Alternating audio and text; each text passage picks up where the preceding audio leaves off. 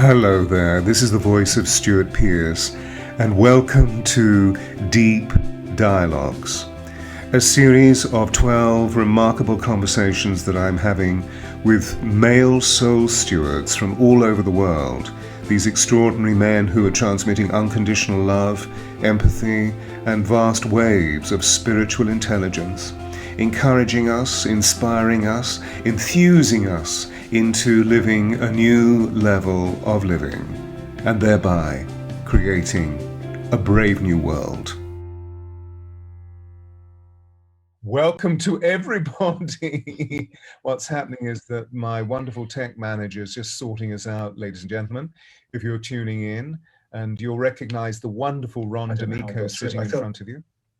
And yeah, I think, yes. Hi, Yasmin. Well, obviously, Ron will remember you. Yes.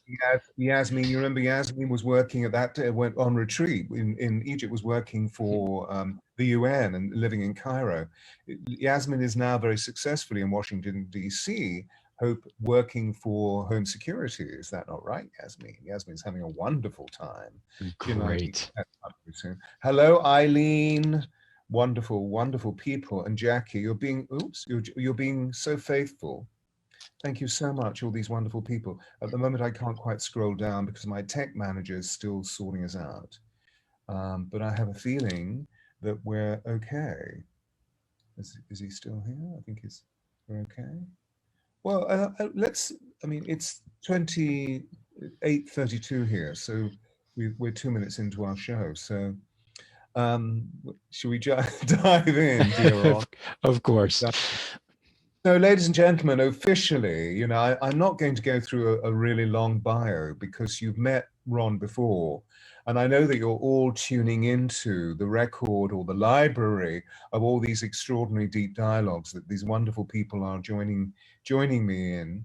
And so you can easily go to dianathevoiceofchange.com, not now, but later, and seek out Ron's bio. And I'll make sure, of course, that in our after dialogue chat, it's there. Ron is an extraordinary energy catalyst and unique empathic healer who I've had the great grace of knowing since the beginning of this decade. I think we met around 2013, didn't we?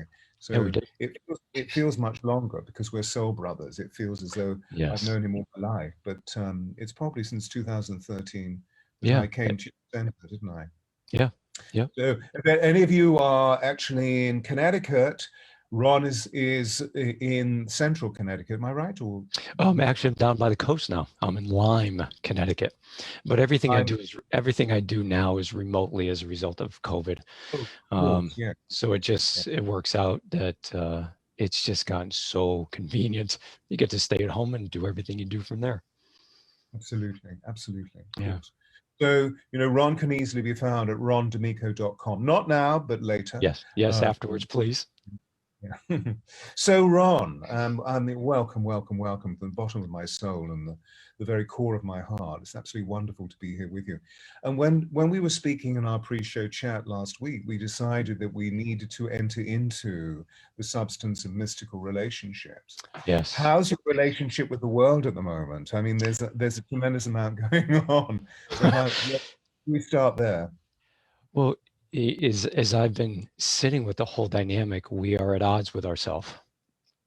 In every way we can possibly think of, we are showing where there has been a warring faction within.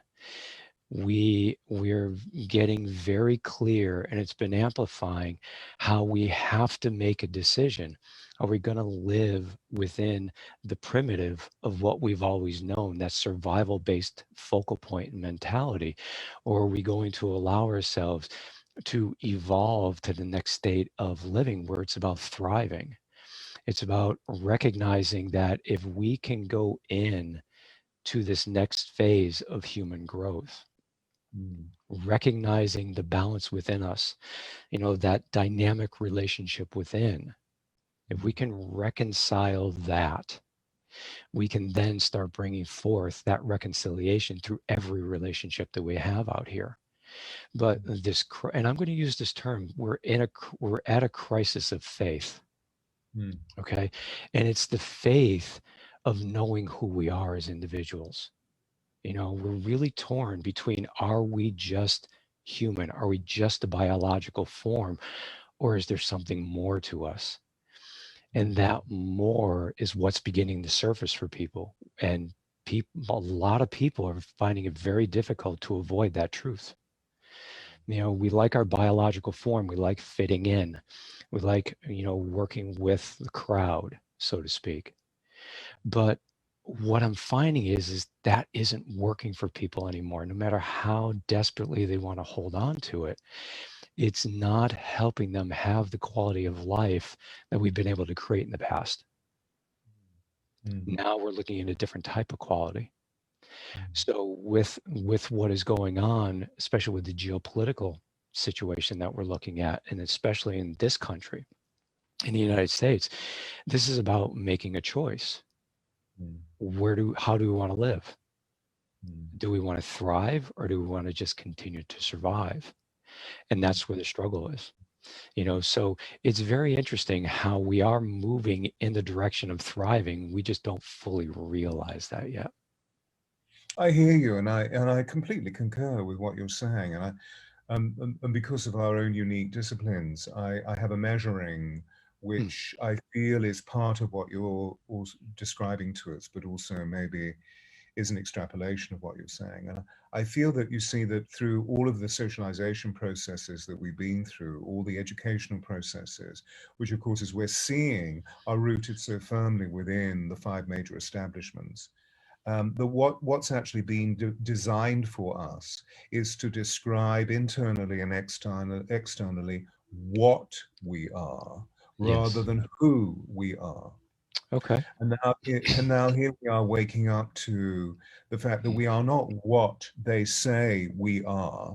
Right. Even to the most ridiculous things. I remember when I was a child at high school, when we got to the 14, 15, 16-year-old stage, which actually from a cognitive resonance point of view is a really interesting period, because it's when this chakra really begins to open, the ajna opens. And of course the ajna, as we know, is all about developing objectivity about our world. So often around 14, 15, 16, it's when we say, oh, no, I'm going to be a Buddhist, and we've been brought up a Christian, or no, I'm not eating meat, I'm becoming a vegetarian, or no, I'm going to be a vigilante, or I think I'll become a prostitute, or whatever outrageous thing that we do to try and claim whom we are. It can be outrageous, or it can be, within the confines of social normalcy.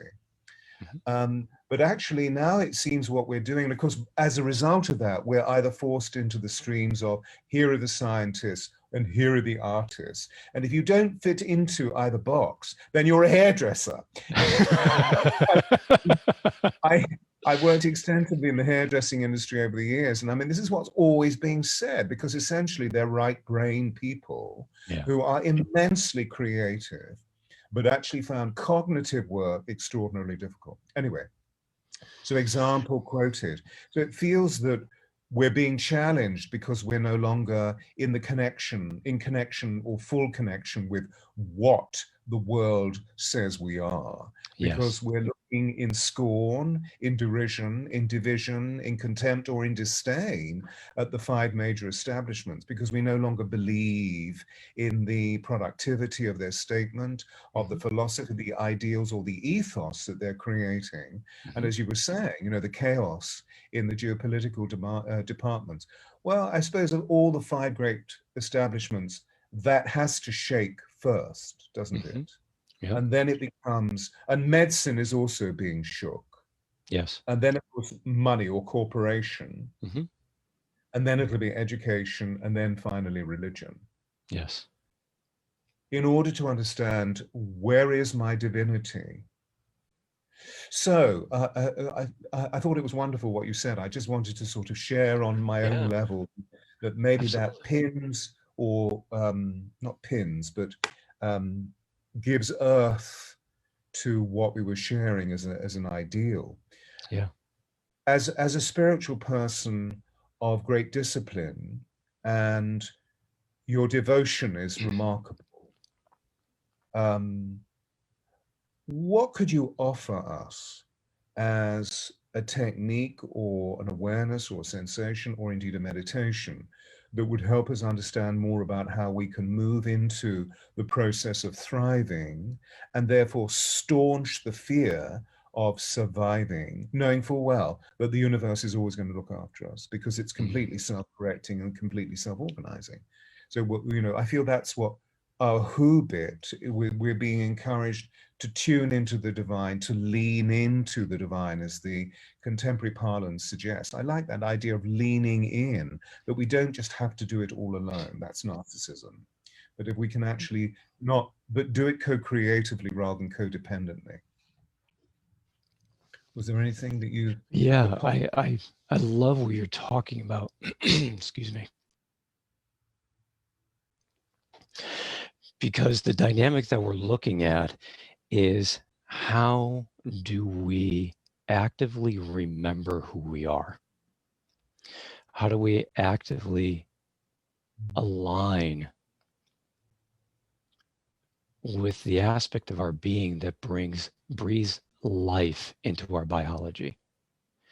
Because the very thing you're talking about, and what I was talking about with regards to surviving and thriving, if we recognize that survival occurs because the human form has felt isolated and alone for whatever the motives were that created that isolatory dynamic, it's, if we can recognize that there is more to us than we realize is just that three-dimensional biological force. And most everybody at some level is tapping into the fact there's got to be something more.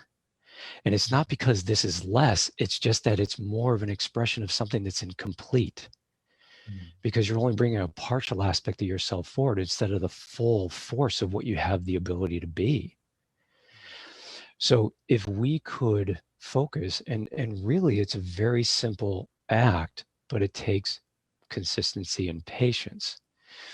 It's recognize that somewhere, some point within your life, something drew you to step outside of the boundaries of what you knew, what you were taught, how you were raised, that said, everything in my life taught me this, but something internally is saying, I need to do this. It may defy logic and reason. It may have a logic and a reasonable component to it. But it's that inner voice that is just very clear and very calm. And all it says is over here, or just listen. And like you said, lean into me. Because that's the voice of our essence. That's the voice of our soul. And what's wonderful, sorry, No, please. I just wanted to sort of emphasize what you're sharing because I feel it's absolutely quintessential. That wow, wonderful mug! Look at that mug, everybody. Isn't it Show it beautiful? again. That wonderful mug. Isn't that extraordinary? I want one. That's amazing. Gosh, that's fantastic. Um, that actually you're referring, it's what you're referring to essentially is described in many different ways in all of the major philosophies and all of the great faiths, both within the exo and the esoteric practice. That really what we're talking about is that moral coda that we all have deep within us, that I believe we're born with. I believe that we Yes. are children of God, and that we have this spiritual toolkit deep within us, which generally speaking, not always, but generally speaking, is endorsed through our childhood, through the love of our mothers, through the love Yes. of female aspects of our lives, where we're nurtured and brought into the realm of what it is to share on very, very deep relationship levels, and given parameters or boundaries about what it is to receive and what it is to take. Yeah. We all have this. It's just that when we leave the beautiful, comfortable, hopefully safe confine of home and we go to school, it's knocked out of us. I was having a conversation with a client of mine who's 20 years of age and a very brilliant young man who is, his dad is a client of mine. He sent him to me for mentoring. And he's really brilliant and highly articulate. and so sensitive. So we talk a Yeah. lot about how he can manage his kindness in the world, Yeah. because he shows the infinite sensitivity of his being with me, and how it actually is a portal into his creativity, and the Yeah. way that he's beginning to vision the world in all of its ugliness and all of its beauty. The Hmm. difficulty is, as he expresses, that he can't do this all the time, he said to me. And I said, well, why not? He said, because immediately I go into my peer group, they're all in attitude, being gruff, saying, what are you talking about? What are you doing that for? You know? Yeah. So his texts are just da da da da, like machine gun bullets. Yeah. And I'm saying, no, I want you to, when you send me a text, I want you to write, Stuart, blessings to you. Leave the message and then love or thanks. Don't put regards. Put blessings, love, om, whatever you like. Hmm. And he's really beginning to awaken to it. And there's a sort of prime example for this. Anyway, I wanted to ask you a question. So recognizing that we all have this inherent, Hmm. quintessential spiritual code or moral code, how can we get to touch into it much more? I mean, the obvious answer is meditation. Yeah. Do you have Without any question. highlights? Well, it's interesting. I think there are a number of ways to go into it. Meditation is one. Breath within a meditative process or a focused process is incredibly important. And the reason I love to focus on breath is because we look at it as a biological action. But truth be told, if you look at breath, the whole of the universe breathes constantly. Everything is an exchange at some level, in some fashion or form, and various types, too numerous for us to even entertain. There is a continual exchange going on. And if we can activate that consciously, if we can choose to purposefully engage that exchange through our respiration, Right. we open up that portal for us to feel beyond just the three-dimensional realm that we exist in. And we begin to stretch outside of that, moving into that transitionary state of what I'm going to call the fourth dimensional reality, into where it is that we actually, when we hit that fifth dimension, we begin to tap into the essence of our soul. We begin to feel the very nature of what breathes forth the essentials for this biology to take the shape and the form that it does. Mm. And it's all about the relational dynamics that are occurring. And the relationship of exchange is paramount. When you're talking about that individual, that young man, as he's going through this, he's leaning into one facet of himself when he's with his friends. And then when he's with you, he pulls himself not over to the other extreme, but he brings himself to his center point, which respects that edge and then the softer edge. But it brings a beautiful meeting in the middle for him to get to know the dynamics of both aspects of what he has the ability to bring forth and draw on. So if we can focus on our breath and engage our breath, and I've talked about it the last time, it's like if we can focus on breathing and being present in the mundane tasks, the everyday, day in and day out, you're activating your soul at a conscious level through your biology. You're asking your soul to say, I want you to drive this biology into this simplistic act, which is an act of grace. Because I am involved in it, because it is part of what it is that we have created in this world. This act of cleaning this glass is an act of grace. Putting something away is an act of honoring and respect for what we've created, who we are, how we are, what we are. It pulls in all facets of our life to do that. And so as a result, because I feel that the way that I interpret or measure what you're sharing with us is how I teach flow. And that Yes. when we move into the flow of breath, and I was just thinking of you very close to the coast, and how I know how you love nature, how you adore nature, and how you are devoted to nature, that in your walks into the wildness or the calmness of nature, I'm sure that being near to the ocean, you're really feeling the flow of the ocean, the flow of the waves as they move onto the beach or onto the rocks and then surge out again. And that is our breath. And that we're really talking about the fact that in our urban communities, or through stress, or through panic, because we're not doing what they say we should be doing, and so we suddenly become full of shame and denial and guilt, Yeah, that we move away from the essential nature of the way that nature will always lead us. And exactly. as a result of that, we can move beyond the darkness of the seen premise of just surviving in the urban moments into Yes. something where we go towards the light beyond. And Hmm. so we begin through flow to go towards higher intelligence. Yes. Because I don't feel we no longer really sit.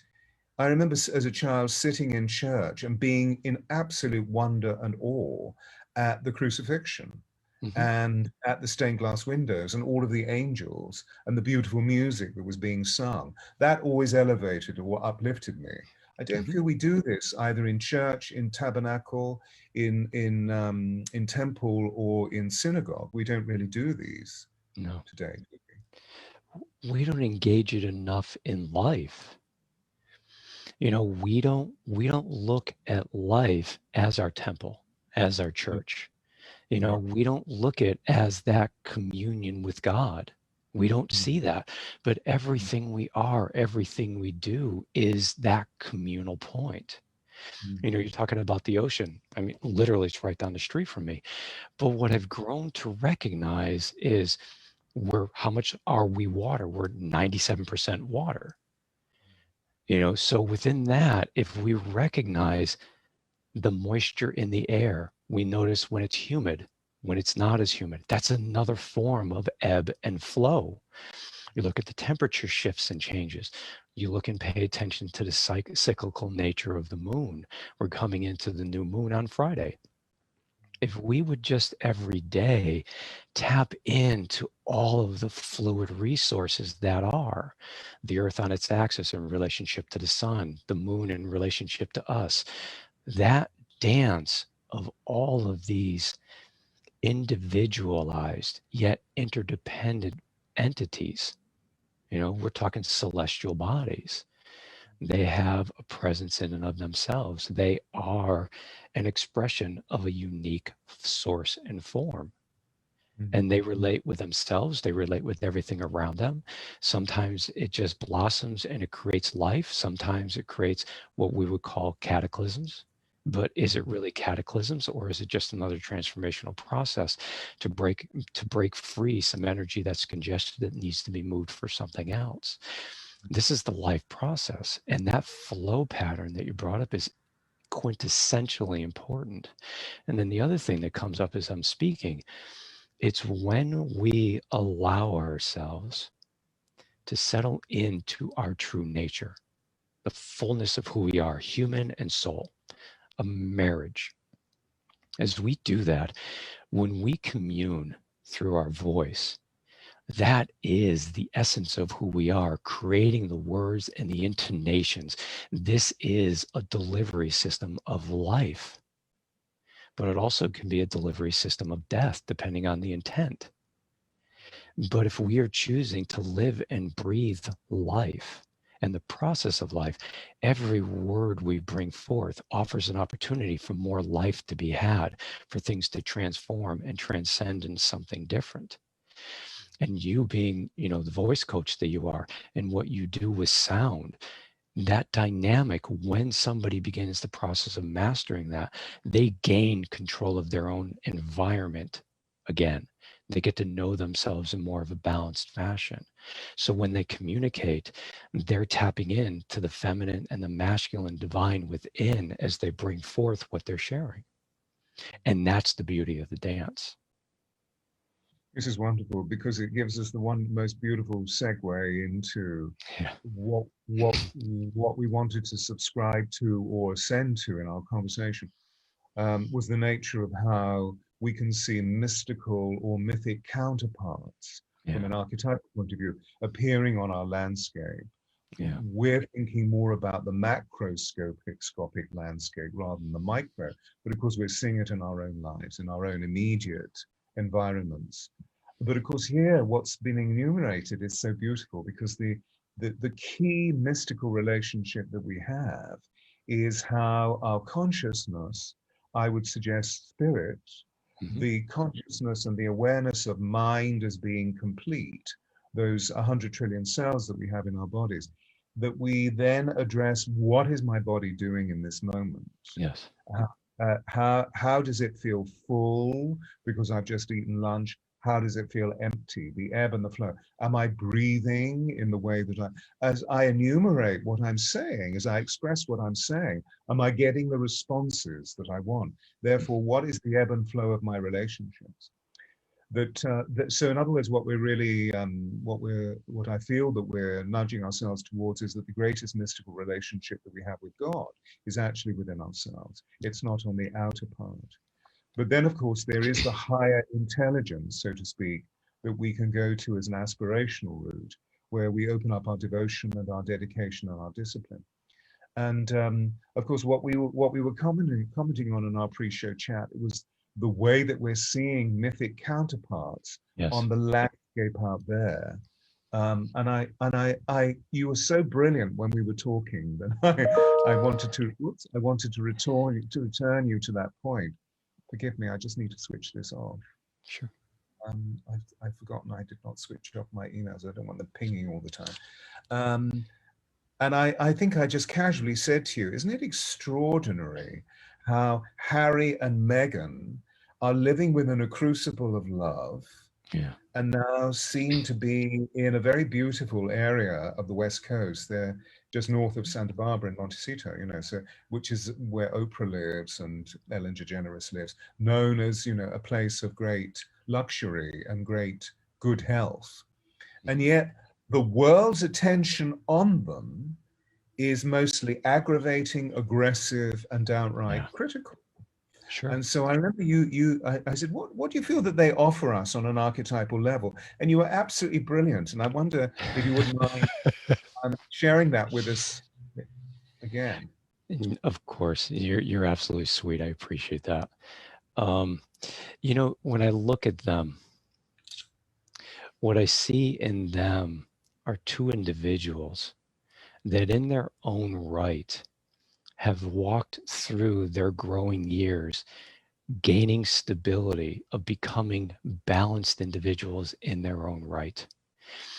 Both of them have gone through their different phases of not only awakening the relationship of the masculine and feminine within them, but they've also been going through this process of reconciling the imbalances and the differences, not only from within themselves, but based on how they've been addressed from outside. Because each of them have been, I'm just going to use the word kindly, saying addressed in ways that weren't the kindest. But it's an expression of not only the imbalances that we carry, but it also is a form of aggression towards the balance that they are choosing to bring into the world. Because if we were to embrace them, not only as individuals in the balanced light that they are choosing to bring themselves forth, but what they have chosen to create as a couple, we have to begin to allow that into our lives, to check into how we have and have not lived, where our balance points are and where our instabilities are. And then through the recognition of where we just look and go, wow, I am out of balance over here, or I am deeply stable in this arena, and using both as launching tools to bring you to a greater state of grace and harmonization within. If we are to take them in instead of pushing them away and trying to find fault within their willingness to not have fault, or to honor that they do and then correct it. Because it's not because it's a failing, it's just a recognition. Oh, I'm out of balance. Thank you very much for pointing that out. and we feel what we feel. But that's the dynamic that they offer. They offer this world as, and you brought it up to me as well, but it's Michelle and Barack Obama. They also do something very similar, in that they're choosing to be that balanced couple by being balanced individuals. See, the coupling comes secondarily. It's what are you within yourself, and are you going to use that coupling to also stabilize yourself? So these are the things, and it's beautiful what they have both gone through. I mean, Harry's gone through his trials and tribulations to get him here. He's worked out some of the imbalances that he's had, and he was assaulted for it at various levels through the press. But he's come out of it a better person. He didn't use it and go to the worst of himself. He found the best of himself and then just brought that forth. And Meghan was the same thing. As she started moving into this realm of marrying Harry and that relationship, they went after her, but she rose to bring the best of herself forward. She felt whichever she felt, I'm sure, whatever pain she did from people going after her. But it's one of those things where she came out of it a better and wiser and truly more graceful. And both of them are very graceful in their approaches because they just are as they are. And then they're doing the best they can to bring that balance, that beauty, that grace into everything that they do. Fascinating. So, so many insights as you speak. They have been ravaged, and they have been ravaged bitterly. What's interesting is that the key ravagement, the key theme, has been racism. Yes. And what's also interesting from an archetypal point of view is that we know Meghan is both white and black. Yeah. And yet the color of her skin has been the prime piece of ravaging. The other thing, of course, is that how dare she step forward, appear like a social climber, meaning how dare she step forward, fall in love, love to the height that she was obviously loving him and he her, because they could hardly leave themselves alone. They were always hand in hand, touching one another, which I never felt was indecorous. I never felt that it was unusual in the sense of when it becomes cloying. And therefore always a statement of insecurity between the two people. I felt it was just such a wonderful sense of flow in their regard for one another and the respect that they had for one another, but also the celebration of their intimacy and how they were bringing it into the public domain. Because after all, this is not something that is expressed within the protocol of the British royal family. People don't touch people. That was one of the great revolutions of Harry's mother. When I worked with her, she was known for the first person to touch the hand of someone with AIDS without wearing a glove. Yeah. It was a huge thing. But however, we're talking about mystical relevances, and that from an archetypal point of view, as you're saying, we're seeing them both celebrating the journey of their own individual hero, heroine, as they've been through the thickets, as they fought back the demons, as they climbed the mountains, as they've waded through the swamps, and there are still a few more swamps for them to go through, that they're actually rising glorious. And I feel that, all of us who are listening in, if you can hold them in the position of that glory there and actually place your contempt somewhere else, like in the garbage can, because it's not useful to any other human being. All that we're doing when we cast contempt or disdain at another human being is that effectively we're suffering ourselves. We're just making more suffering for ourselves. And cruelty starts appearing with the other individuals. So that's what I mean by let's place it into the garbage can. Whereas what's interesting, although they were assaulted because of the color of their skins in administration, of course, now you can see I've gone to the more mature couple in the form of Barack and Michelle. Their maturity allowed them to hold a crystalline force between the two of them, which was very simply, smilingly and graciously, we will not succumb. Yes. And, I think Michelle's statement was always, when they go low, we go high. which is fascinating. I knew somebody in his administration who was an ex-student of mine, and that's actually how I met him one day. I think I told you the story. Actually, I was working with you. It was about 6 years ago, and this dear person who was one of his financial directors, who had trained as an actress but had never become an actress. Bless her. She found her creativity really fulfilled in Barack's administration, and she wanted a session with me. And I said, well, make sure it's not in the White House. Go home first, because security and so forth. Anyway, I came online on Zoom or Skype. And I thought, wait a minute, that's very unusual. Where is she? And there she was in the White House still. And I said, oh, I think we should finish this because of security. And she said, no, it's okay. You've been checked out. This conversation has been checked out. I've got 4 people standing outside that door. Everything's fine. And at that point, the door opened, and who walked in but Barack, in his shirt sleeves rolled up, still with a collar and tie, saying, Aisling, hey, what are you doing? And she said, oh, I'm Mr. President. I mean, what do you do in that moment? Stand up and do the Stars and Stripes, Dun, dun, dun, dun. And he came across and she said, look, this is my master of voice from Shakespeare's Globe. Why don't you say hello? So here is Barack leaning in saying, hello there. What do you think of my voice? Anyway, the point, it's just a little bit of a story, but the point is that it seemed that he was actually able to hold his grace with such discipline and fervor that in situations where his power was really being assaulted, that he was able to disagree without being disagreeable. Yes. That when he was in contention, as we saw just a week ago, the contention between Mr. Biden and Mr. Trump. Now, Mr. Trump was attacking Mr. Biden all the time until the senior gentleman turned and said, oh, for God's sake, man, just shut up, which was an extraordinary moment. Perhaps not the most brilliant thing to say, bless him, but we all understood why he was saying. Yes. And Trump just went on and on and on. But Barack was actually, in his gravitas, in his weight, and in this immense field of emotional intelligence, which of course is backed up by his spiritual intelligence, he was able to soar above, rather like an eagle. Eagles apparently never fly under the storm. They go over the storm. Over the storm. They can fly over the storm. So, with all of this in mind, and I know I've sort of bridged this thing that we were talking about in pre-show chat about Harry and Meghan and Michelle and Barack. Is there anything that you'd like to add to that?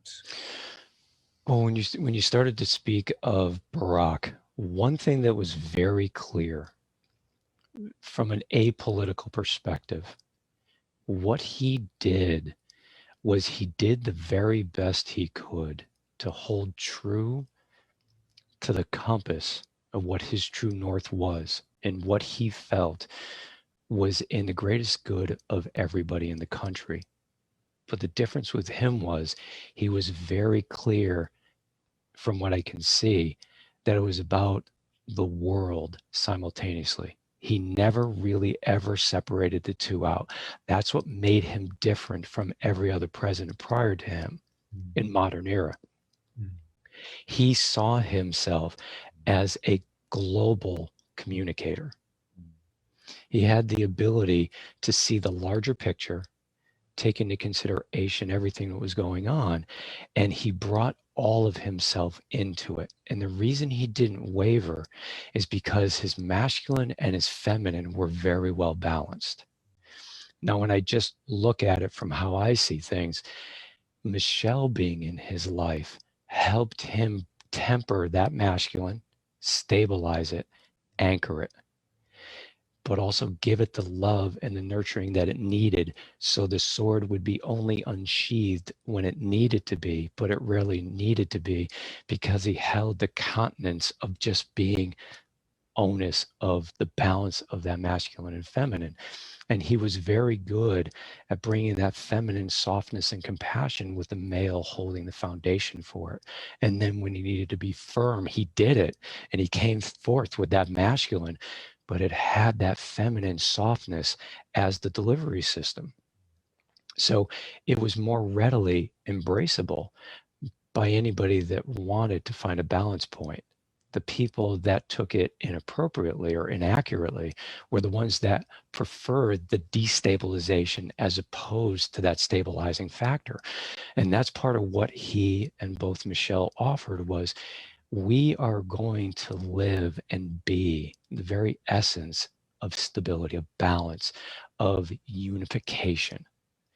Both were unified within their own right, and they both supported each other in what they needed to get to be that, and then they became that balanced couple. And it wasn't so much that it was the masculine him and the feminine him, it was the unified presence of each that came together to create an amazing couple. And that's what Harry and Meghan are in the direction of moving towards right now. It's very obvious. You know, they're going to be that next, at least from what I can see, they're going to be that next iteration for the younger generations of how to move more gracefully through these challenging times. Mm, mm, mm. Well, what's fortunate is that they are supported by not just a think tank, but a social dynamic, which really of intelligent, sensitive people who really understand the stance that they're making as an anthem celebration of where their mother started 25, 30 years ago. Which I write about hugely in my book about Diana, the Voice of Change, because she was obviously an iconoclast, but interestingly, the aggravating aspects of what was taking place from an archetypal point of view around Diana was that she was loved by the public and not liked by the establishment, because there she was changing. And how dare anybody without the academic brilliance step forward and be as freeing, as liberating, and how dare she love in the way that she did. And just, so going back into the general domain, the common domain, it's very interesting, isn't it, apropos what you've just been saying about Michelle and Obama, that one of the key things that happened through Mr. Trump was that he doubted the provenance, the citizenry, the roots of Barack, because there's Barack appearing in this archetypal notion of both warrior, sovereign, and magician. Exactly. High priest, magician. Mm-hmm. And understandably, Mr. Trump would not understand that, because I don't wish to be disparaging to him, but I think his filters are quite clouded. Mm-hmm. So he would find that to be objectionable. And the other complaint that is thrown at Michelle is that she's a transgender man or a drag queen. Which is vilifying, obviously. But it's interesting that that should be in the public domain consciousness, because the roles that they're performing, as you were saying, the roles that they're living, because it's obvious that this is not just a mental stance.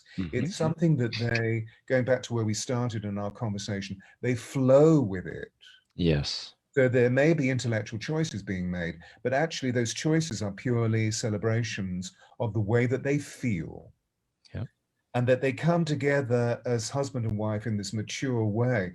But it's a resounding success from an archetypal, mythical point of view.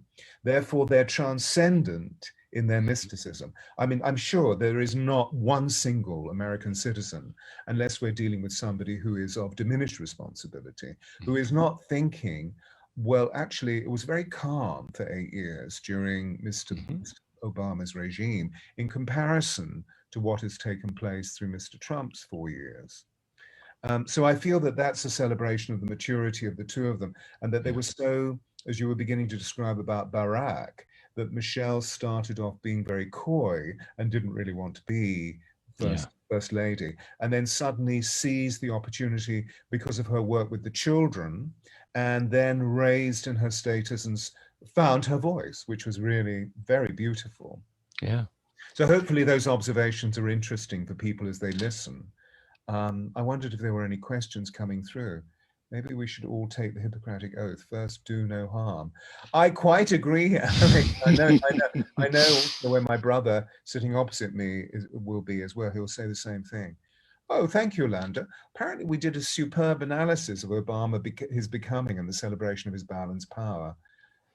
Clouded is an understatement. Right, okay. Any questions, anybody? Ron and I will carry on talking, but I'll keep my little beady eye on the chat box. Do ask questions. You're making wonderful comments, but I wonder if there are any questions you want to ask.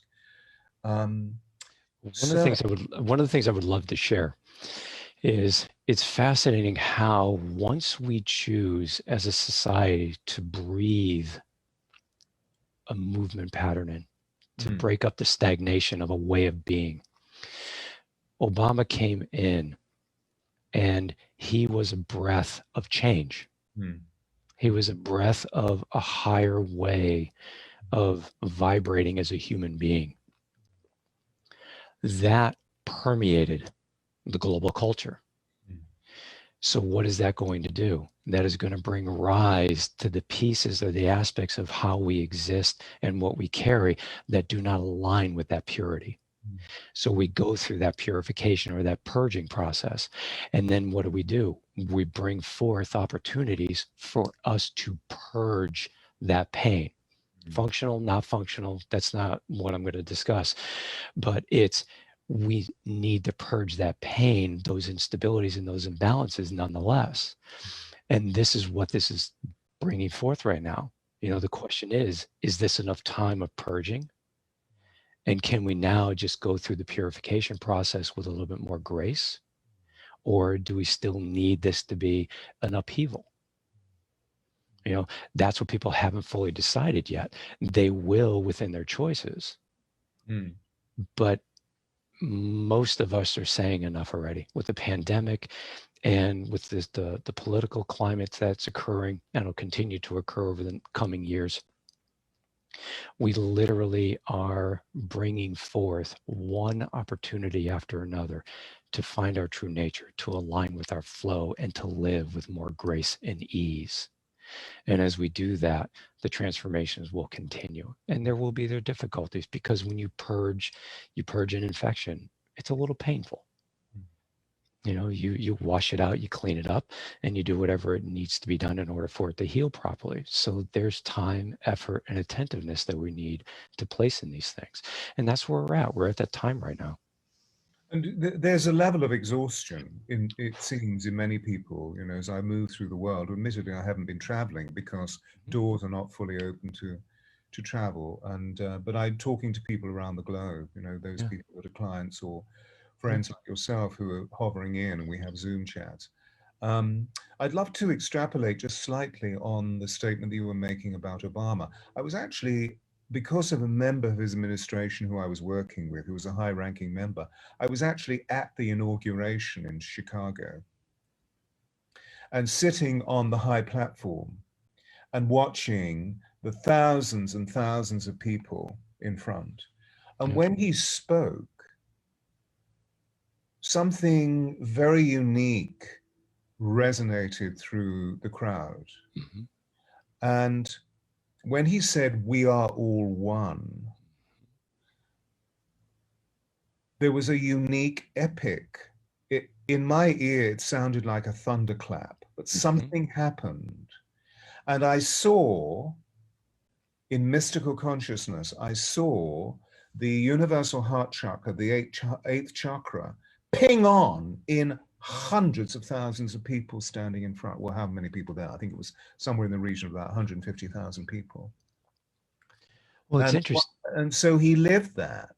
Exactly. But it seems that we as citizens of the American or of the globe, we couldn't live the fullness of that. So he needed to go back into the mystical archetypal zone of the darkness and the perishing nature of COVID, whether it was created in a laboratory or not. It's actually an action within our consciousness. And we have allowed it to breed purely through our fear.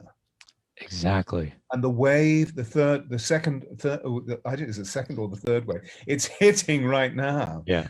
Because, you know, I think in the United States yesterday, somewhere in the region of 50 to 60,000 people died Yeah. of COVID, and Yeah. that's across the states. I was listening to news broadcasts this morning, and something similar going on here. So Yeah. they're threatening in the major cities. There are localized throughout the north of England, the industrial areas. There are localized lockdowns, but I think there's going to be a lockdown here as well. Yeah. So, you know, what can we do to heal not just ourselves, but also whatever we do, because whatever we see on the outside of us is a mirror of what's going on inside. So what can we do? What are the choices? Yolanda says, what are the choices at an individual level? Mm. First, and I'm very glad you brought up the inauguration, because that was a pronouncement of a truth that he owned at every level of his being. That unleashed into the consciousness of humanity that transformative truth. That is what created the wave that we're in. If we would allow ourselves with consistency to just choose to honor that has been activated for us.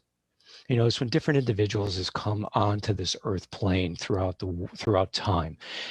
There are those that just bring a code in that is a reminder of what we have the ability to become. And they just breathe it into the consciousness at the time. Well, we're at a time now where there are so many people, and the consciousness is richer and fuller than it's ever been. When that kind of an influx comes in, it is a significantly transformative thing, because it would not have come if we were not willing for it to happen and we did not ask for it to happen. It doesn't matter to me what everybody says. Somewhere within that collective soul spirit of us, we said, now is the time.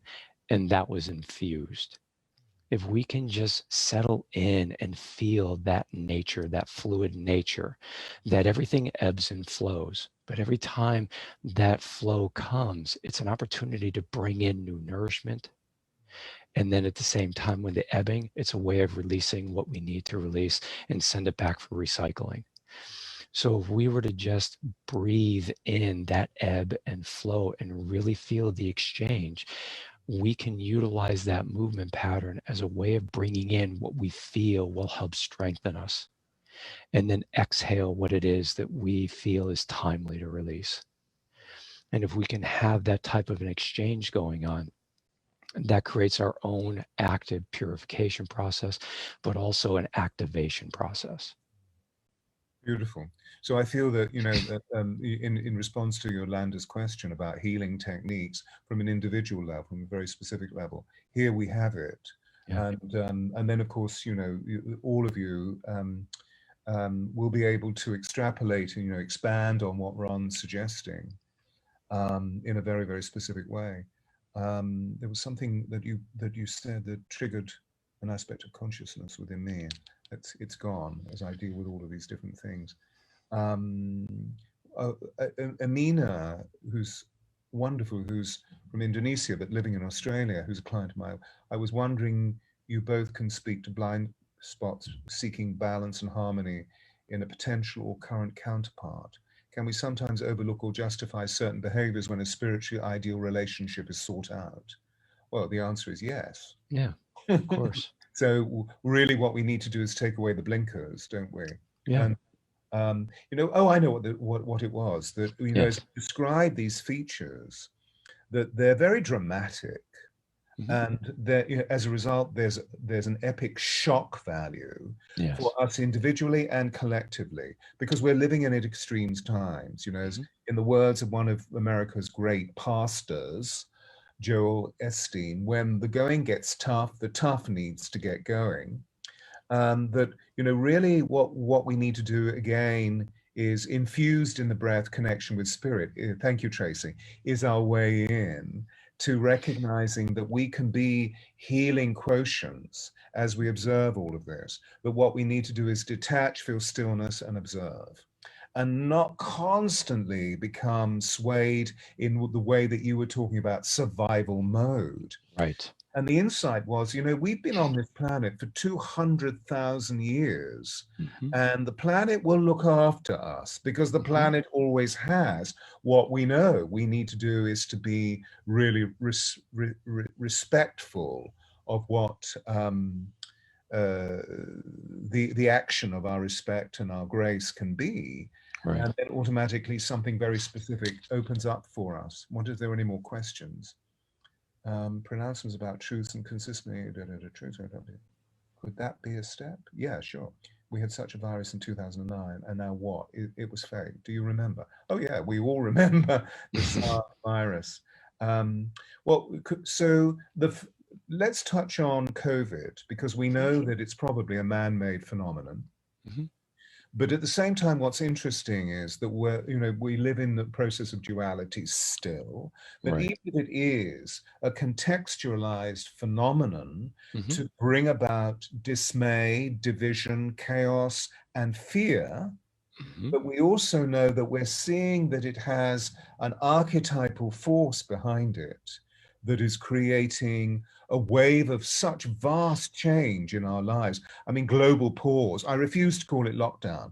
Global Yeah. pause is a Pause. perfect Hmm. illustration of it, because I know you and I talked through that we were exploring a level of bliss that we have actually always yearned for on planet Earth, the level of quietness. So we know that there was actually a huge spiritual significance about that. And I don't feel that that was just clever internal politics saying, oh, I better make the best of a bad deal. Crisis equals opportunity. No, something huge was actually happening, because many people were describing this. Do you have Hmm. anything that you can comment on in relation to COVID? Well, it's interesting As because, an, because COVID came at the perfect time to get us to go inward so we could actually stop being so busy with our doing and our distractions with each other that we could stop long enough to become aware of where our strengths and our weaknesses are. To complain if we wished to, but instead go in and ask ourselves, where am I losing myself to the way that we're told we're supposed to live? This is an opportunity to stop long enough to realize everything I do is going to affect somebody else out there. We ignored that for a long time. And we kept trying to, in very subtle ways, help us realize that cause effect dynamic that exists. This now brought us to an option of no option, but to really pay attention to how are my actions going to influence somebody around me? I mean, obviously, we're looking at it from a COVID perspective, but you and I both know this is more emotional dynamics than it is anything else. And then in turn, the biology is affected as a result of the emotional instabilities. So what a better way to do it than to introduce a virus that when it comes into the system is going to show us where all of those biological weaknesses are as a result of the emotional instabilities that disrupted the integrity of our cellular matrices and the different systems of the biology. So all of this is just opening us up to say, okay, how do I truly wish to be? Do I wish to be present enough that everything I'm saying, everything I do has an influence? And who do I want to be and how do I want to be in this? And how do I get there? And this is where a lot of people. you have to say that again, please. Can you repeat? Which part did you want me to? Just the last three phrases, because they were just so crucial that I just wanted you to repeat them. Is it possible? Because I know you were in full flow. Yeah, when I'm in flow like that, it's like, whoa. Sorry. Paraphrase. It doesn't. Yeah, I think talking about the biological container, the yeah, inner environment. it's realizing that when we allow ourselves to recognize who we are, if we own that, the biology becomes a perfect reflection of what we have the ability to be. Mm. But when we live in such a state of disharmony, we are given the opportunity to transcend that. We have to make a decision. Mm. Who and how and what do I wish to be in this world? Do I wish to address the imbalances and the instabilities that I harbor and hide from myself, and then, i.e., the world? Do I wish that to continue to have the hold on me that it does? Or am I willing to expose what that is to myself so I can put that wound to rest? So I can clean it up and then bring a better version of myself forward. Not that anything before was bad, it's just it was one version. Do I wish to bring an improved version through life experience and evolution? Because all of this is about the evolutionary process of the manifestation of our existence. Every choice we make, if we fully take it in, we reject none of what we go through. It brings about the next level of who we are from moment to moment. That's the evolutionary process. And this is pushing us into that natural state of being. And as you say, the options were cancelled by it not being optional. It was not Exactly. something that we Yeah. seemingly overtly chose. And you know, I am reminded of the fact that there is a kinship with what we're all experiencing collectively. And we know that there's something very unique about this social phenomenon in the sense that for the first time, it's Yeah. global, rather Exactly. associated with nationhood. So that really what we're experiencing from a mystical point of view is the spiritual madness that so many of the great sages and wisdom keepers have Yeah. spoken about, going all the way back into the origins of Kabbalah, of Sufism, of Rosicrucianism. But if we just touch on Meister Eckhart and Hildegard von Bingen and St. John of the Cross, that they actually wrote about, and Teresa of Avila, they Right. wrote about the long dark night of the soul. So that Yeah. one of our wonderful people listening in, Jackie, was talking about, is it a breakdown or a breakthrough? Well, in spiritual terms, of course, it's always a breakthrough, isn't it? Exactly. And of course, what's interesting is that we knew where to go because religious organization was such that there was still the ability for us to recognize a credo of the fact that church was sanctuary or convent monastery was sanctuary, and they knew how to hold us when we went through spiritual madness because they weren't responsible for the efficacy of our emotional development Right. in relation to what the family relationships were all about. So this is what's actually, and Julian of Norwich, exactly, going through the same thing. Any other questions? So lots of wonderful conferring with us, with being rather brilliant. So that's really lovely. Any more questions from anybody? Because our time, unfortunately, is coming to a close. I don't see any questions. What's the best way? Thank you, John. What's the best way to try and maintain one's serenity during these complicated times? He's a very dexterous gentleman, right? And I very much appreciate this question. Living in Florida, really. It really always comes back to engaging in anything that will help you reestablish your communion with yourself. Spirit, body, communion. Go out into nature. Spend time, sit with a tree, walk on the grass barefoot if you can. Engage, if you can be near an ocean or just a small stream or river, be with the natural flow, the natural breath that occurs. And remember that as you breathe, the universe breathes you. And if you breathe, you're breathing the universe. So if we can tap into that, we start taking it to the larger aspect of what we are. We tap into that infinite nature. And then we can bring that infinite potential into this finite body. At least for now, it's finite. And then we have the opportunity to start looking at the reality we created based on the instabilities. And then we begin to create a reality based on a cosmic truth. And as we do that, then no matter what goes on, and we become more proficient at that realignment and recentering, we can walk through anything.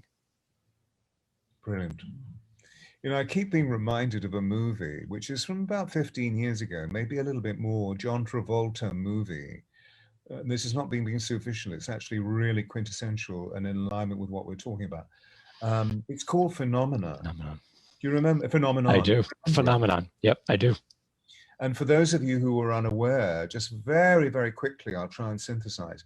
Here is an ordinary man living in rural California, somewhere like that. Yeah. And it's his birthday. And he's celebrating it in the bar with his friends. Too much beer is drunk. And then he leaves because I think he's thrown out of the bar because of being slightly drunken, or it's closing time, whatever. And he walks out into the the rural nature of town, and he looks up thinking, this is my birthday, and he sees way off a bright light, doesn't he? Yep. And then the light gets closer and closer and closer, and then comes into him. So he collapses. Obviously an extraterrestrial intelligence has entered him. And then when he wakes, to cut a long story short, he discovers he has remarkable abilities, doesn't he? Where he's able to read a book, and it could be in Chinese or Mandarin. He could speak it fluently, whereas before he's been slow-witted, shall we say. Yes. And gradually the intensity of the experience becomes so rich that he knows he's going crazy. And there's that one particular scene where he arrives at his home. He somehow drives to his home, and then he's going absolutely crazy with this energy in his consciousness. And then he hears wind in the tree next to his ranch or his home, and somehow walks towards the tree and sits under the tree, listening to the wind in the leaves, and the whole process calms down. Yep. He found his flow. He found the flow. He reunited with the flow. And that moment onwards, he was completely stabilized, wasn't he? Yes. In the movie. Yep. And then the rest of the story peters out. So do watch. Well, ladies and gentlemen, thank you so much for coming through. Bless you. You're saying such beautiful things. We're being told how much that we're loved. And thank you. John, was there anything now on vacation in North Georgia? Mountains, loving reconnecting with nature. Thank you. Yeah, reconnecting with nature. Bless you. Oh, you're in the northern mountains of Georgia. Right. Okay, fantastic. Thank you, everybody, for listening in. And of course, dear Ron Damico, that was amazing. Absolutely. Thank you. Profound statements. Thank you so much for sharing this platform with me. So, ladies and gentlemen, I'm going to tune out now, but Ron, stay where you are, please.